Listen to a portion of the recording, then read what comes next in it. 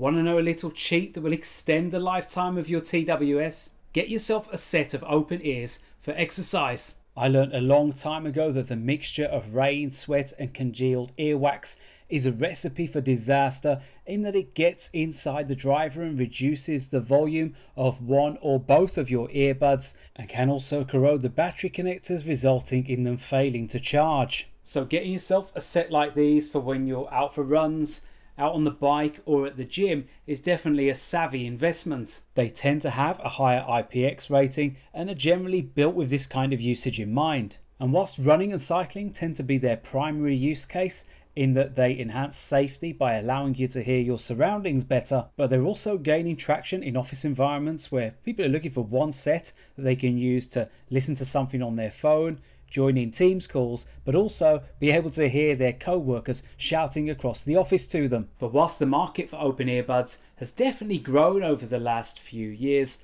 there have been a couple of shortcomings that have stopped it from taking off altogether, namely cost and audio performance. But FIIL's GS or Golden Seed addresses both of these problem areas, bringing you high-res audio courtesy of the LDAC codec, 18mm carbon fiber drivers, a ton of different presets and customizations courtesy of the FIIL Plus app, and an eye-catching price tag at under $100. Coming up in this review, you're going to hear binaural samples so you can judge that audio for yourself. See frequency response measurements with comparisons to some of their main competitors, get my take on how they performed in a range of different scenarios and activities, and hear call samples in a variety of different situations in busy indoor and outdoor scenes. As I mentioned in the intro, one of the barriers to entry into trying open earbuds is that they're a little bit price prohibitive sometimes, with some of FIIL's competitors charging upwards of $150. I've seen the GS sold for just $67 on AliExpress, which is a lot more palatable, especially if you're trying this style of earbud for the first time. But the lower cost doesn't mean you're compromising on the specifications. The GS are Bluetooth 5.4 and support multi-point connectivity, and not only is the integration seamless, but I had absolutely no connection issues, no dropouts, even using LDAC. I've reviewed a bunch of FIIL's products over the years and have always been impressed by the Germanic influence within the design. With open earbuds typically larger than traditional TWS, finding the real estate within a case and making it pocket friendly is always a challenge for vendors of this type of bud. The FIIL GS though balances these two things just about with its unique cochlear style storage design. They're held in place quite tightly with a magnet, and it can be a little bit fiddly getting them in and out. It also comes with a rubberized sleeve to prevent the buds from potentially falling out while they're in your bag, something like that, but it also allows the case to sit flat while you're charging it. The case weighs just over 70 grams and it is definitely compact, but its thicker shape means that it isn't necessarily as well suited to being in your pocket or in the front pocket of your running vest, for example, when you're out for a run or out on the bike. I found that the flatter cases of the Soundpeats Go 3.2 and Shokz OpenFit Air were definitely better suited to that. The case is charged by USB-C only, which is located at the top. Unfortunately, there's no wireless charging, and whilst there's no documented quick charge, I found that the buds charge to full within about half an hour. You can check on the charging status on the case itself, which has an LED inconveniently located on the bottom, and far more conveniently is in the app, where you get a breakdown of how much charge is remaining with each of the individual earbuds as well as the case. Battery life is definitely a strong point of the GS, falling just outside the top 5 in terms of single-use playtime, with over 10 hours on the AAC codec. Total playtime with the case exceeded the advertised 32 hours, clocking around 35, which is impressive, a little way short of some of the front runners, but still enough for the average user. Looking at the design of the buds themselves, and they're exactly what you want from an open earbud. They're extremely lightweight, weighing just over 6 grams. There's a soft silicone finish to both the ear hook and the base of the ear hook, and the hook itself uses a 0.68mm ultrafine titanium alloy wire, which is not only flexible and malleable, giving you a little bit of movement, but it's even thinner than the ear hook on the Shokz OpenFit Air, and much less bulky and cumbersome than the One Audio OpenRock X, making it one of the better fitting and comfiest options to combine with both glasses and a helmet. And despite the smart design, it isn't the most attractive looking in the way that it juts out of your ears a little, but unlike something like the Soundcore Aerofit Pro, there's no pressure on your tragus whatsoever, and the gappy look doesn't result in them feeling loose while you're exercising. I ran about 100 kilometers during July and August, many of those runs using the GS. I did a number of long bike rides in that time as well and had no issues whatsoever with the comfort, fit and stability. In fact, I'd say they were on par with the Shokz OpenFit Air, which had previously been the most comfortable set that I tested by some distance. I put them through quite rigorous testing in the gym as well, for both cardio, high intensity interval training and a bunch of different weights and resistance sessions. They even stood up to the task with floor work, which is the one concern I had, that the loose fit might result in them falling out, but that didn't happen. The GS are IPX5 rated, and whilst it would have been nice to have seen them in an IPX7 form factor, the majority of their competitors are only IPX5 as well, so you're not missing out on too much. Another potential drawback to the design is the adoption of touch controls as opposed to physical buttons. Thankfully, the touch control area is quite large, intuitive and responsive, but I'd have question marks over how that's going to hold up when you're running or cycling out in the rain. You do at least have the ability to fully customize the touch controls, with the left and right being independent, and you can control single click, double click, hold and triple click. You can toggle multi-point and low latency mode in the app as well. And whilst these aren't traditional gamers buds, the latency was quite impressive even with gaming mode switched off. Moving on to the sound, and what we look for in the tuning with open earbuds is probably slightly different to what you'd be looking for with TWS. We're looking for a little bit of headroom in the volume so that when you're cycling in busy built up areas, you can still hear your music or your podcasts. We want the trebles to have a little bit of detail but not too sharp, because typically you'll be using these for very long sessions, and if you're on the bike you certainly don't want to be dipping into the EQ. We want enough bass that the sound doesn't feel tinny, and we want a nice transparent mid-range so that you can hear vocals and they don't just blend in to all the other sounds, but you also don't want them too upfront or shrieking. The volume was a very pleasant surprise, hitting around 90 dB. Whilst you don't want to be listening at this sort of level for prolonged periods, it is nice to have that bit of headroom if you've got a quietly recorded podcast, for example, and you need to turn it up in built-up areas. Before we dive into the tuning, let's have a listen to what the FIIL GS sound like.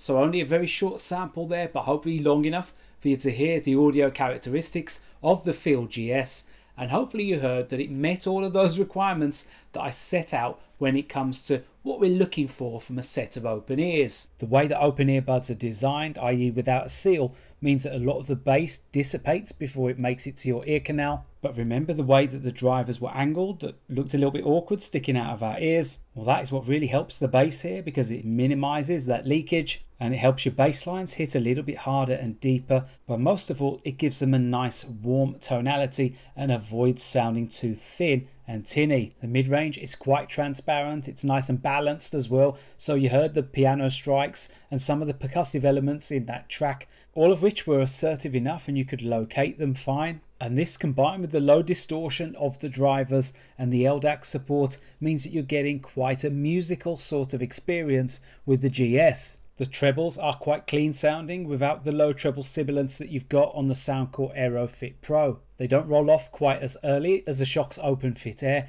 which also has a slightly elevated upper mid-range. This makes vocals stand out slightly more on the Shokz, but really there aren't too many great differences in the tuning between all of these sets. The GS and the OpenRock X in particular have a very similar sound signature that's better suited to more energetic genres, and they're only just slightly behind the Shokz OpenFit Air, which is my personal favourite due to its more relaxed sound that makes them a little bit more versatile. FIIL also give you a ton of customization in terms of the official EQ, presets and a 10-band custom equalizer. The official EQ presets are all very usable, and the bass one in particular lifts that mid bass even more, giving it a touch more slam. On the custom EQ you've got up to 10 dB adjustment, so you really can within reason tune these to whatever type of sound that you want. You've got 12 different preset EQs as well, although these change the sound a bit more drastically than the official EQ ones.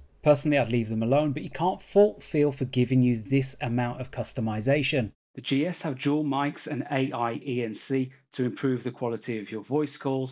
This is what your voice is going to sound like in a room with no noise whatsoever, but in a moment you're going to hear how effective that noise reduction is in busy indoor and busy outdoor real life scenarios. And this time we're testing the FIIL GS in a busy semi-indoor, semi-outdoor location. We're in Borough Market here in London, and you've got lots of different types of noises here that can complicate your call.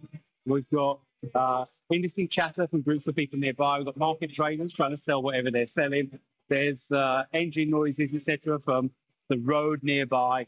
So if you need to make or take a call with the FIIL GS in a busy location like this, this is how you can expect their voice isolation to perform. And this time we're testing how the FIIL GS perform on your indoor calls.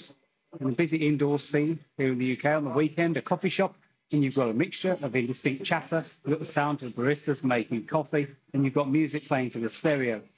Whilst these are sports bugs, there might be some instances where you do need to make or take a call in such a busy indoor environment, and this is how you can expect them to sound in that kind of scene. And wind is usually the Achilles heel for earbuds when it comes to making and taking calls, but it happens.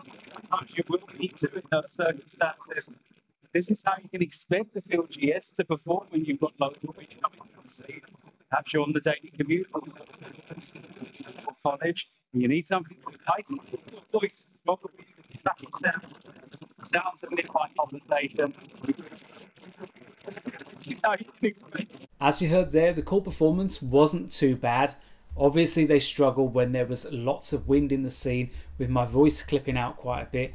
But it was an unfair test really, as there was a lot of wind coming through, and you probably wouldn't want to make a call in those conditions even with your phone, regardless of whether you've got a headset or not. In the busy indoor and outdoor scenes where a lot of earbuds do struggle, to be fair, they perform perfectly adequately. And solid performance sprinkled with a little of the spectacular, as well as a very competitive price, is really how I would categorise the FIIL GS. And they punch their weight against much more expensive competitors while showing clear advantages over the cheaper alternatives. They are missing a couple of features such as physical buttons and quick charge, but if those are things that you're willing to sacrifice, you can do a lot worse than the GS. What did you think of the FIIL GS?